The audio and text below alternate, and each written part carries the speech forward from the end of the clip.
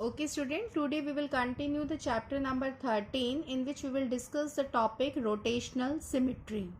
As you know that in the last video I explained you about the line symmetry, clear? So today we will discuss about the rotational symmetry. What is the rotational symmetry? Rotational symmetry is if a figure fits onto itself more than once during a complete rotation 360 degree, it is said to have a rotational symmetry. इसका मतलब ये हो बेटा कि अगर हम किसी figure को एक बार से ज़्यादा बार रोटेट करते हैं, ठीक है, 360 डिग्री पे अगर हम उसको रोटेट करते हैं और रोटेट करने पे वो सेम जो उसकी एक्चुअल पोजीशन थी वैसे ही उसकी एक्चुअल पोजीशन जैसे वो दोबारा शो होता है, तो हम उसे कहते हैं कि it has a rotational symmetry. I will explain this line by these figures. As you see I have made few figures. First is a smiling. ठीक है, अब आप देख रहे हो कि इसकी एक्चुअल पोजीशन ये है कि इसकी आईज ऊपर आ रही हैं, लिप्स नीचे हैं.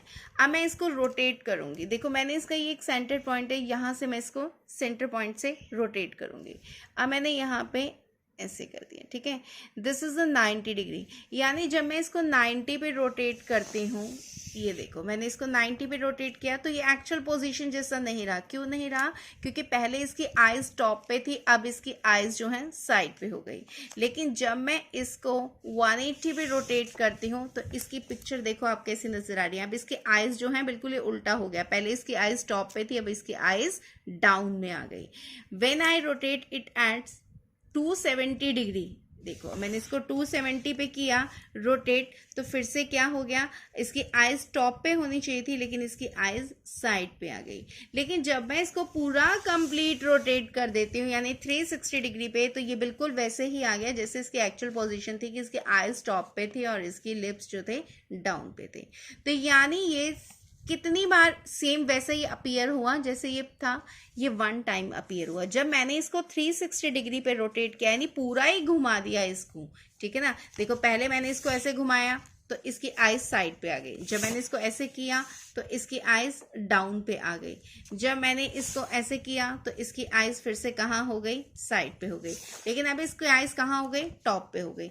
यानी ये वन टाइम बिल्कुल अपीयर हो रहा है जैसे इसकी एक्चुअल पोजीशन थी. तो यानी इसका 360 डिग्री पे रोटेट करने पे इसमें ये सेम अपीयर होता है. तो it has a one order of rotational symmetry. ठीक है, अब आपने कैसे किया इसको, देखो कंप्लीट एंगल होता है 360 डिग्री और ये जो अपीयर हो रहा है सेम वो कौन सी पोजीशन पे हो रहा है, 360 डिग्री पे ही ये सेम वैसा अपीयर हो रहा है जैसे इसकी एक्चुअल पोजीशन थी. तो 360 टू 360 कैंसिल, तो इसका मतलब इसमें रोटेशन कितना हुआ, 1 हुआ. Now the second figure, this is the equilateral triangle. ठीक है, इक्विलेटरल ट्राइंगल हमने यहाँ पे इसको किया, ये इसका सेंट्रॉइड हो गया. ठीक है, अब यहाँ पर देखो इसमें हाउ मेनी, अब देखो ये क्या था, एक्चुअल में एक सर्कल था. सर्कल में आप जितने मर्जी डिग्री पे रोटेट करो वो सेम अपीयर होता है. लेकिन क्योंकि एक स्माइली बना हुआ था तो हमने यहाँ पे आइज कर लिया. अगर ये स्माइली ना होता, ये सिर्फ एक सर्कल होता, तो आप इसमें इनफाइनाइट ऑर्डर ऑफ रोटेशन होते, क्योंकि सर्कल को जितनी मर्जी बार टर्न करोगे वो सर्कल ही अपीयर होगा. लेकिन क्योंकि इसमें एक स्माइली थी तो इस वजह से ऐसा हुआ. अब यहाँ पे एक इक्विलेटरल ट्राइंगल है. इक्विलेटरल ट्राइंगल उसे कहते हैं जिसके 3 साइड्स इक्वल होती हैं. ठीक है, तो इसकी ऑल साइड्स आर इक्वल, यानी इसे आप वन टाइम रोटेट करोगे तब भी आपको ये क्या नजर आएगा, इक्विलेटरल ट्राइंगल. आप इसको दूसरी बार रोटेट करोगे तब भी इक्विलेटरल ट्राइंगल, और तीसरी बार रोटेट करोगे तो भी आपको इक्विलेटरल ट्राइंगल. अब यहाँ पे इसके 3 साइड्स हैं यानी तीनों साइड्स इक्वल हैं. तो इसको अगर हम 3 से डिवाइड कर देते हैं because it's all sides are equal, तो आपके पास इसको रोटेट हम कितने डिग्री पे कर रहे हैं, 120 डिग्री पे. यानी इसको 90 पे नहीं, हमने 120 डिग्री पे रोटेट किया. ठीक है, और इसमें ऑर्डर कितने होंगे, 3 ऑर्डर्स होंगे.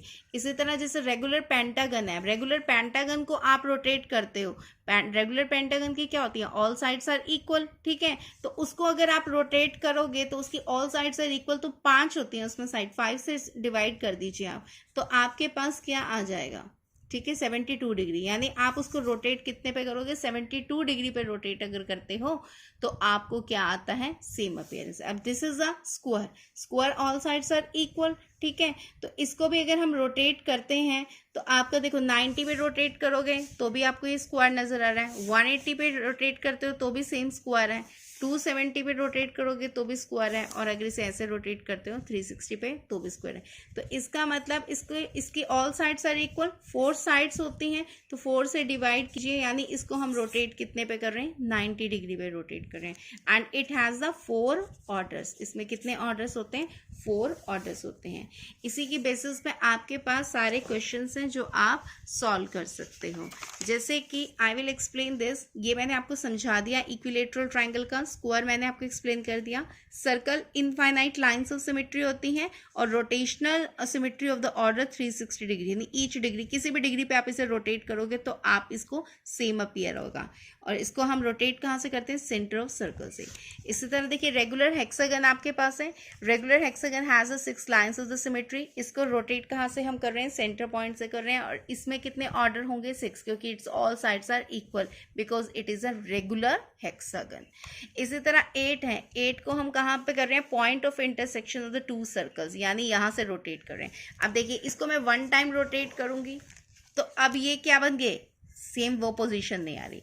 लेकिन जब इसको 180 पे रोटेट करती हूँ, 180 पे देखो मैंने अब इसको रोटेट किया, मेरी एज यू सी बुक मैंने रिवर्स करी हुई है, अब देखो तो ये तब भी सेम ये 80 अपीयर हो रहा है, ठीक है ना। अब मैंने इसको रोटेट किया 270 पे तो ये 2 सर्कल्स इस तरह से आ रहे हैं, दिस इज नॉट 8, ठीक है।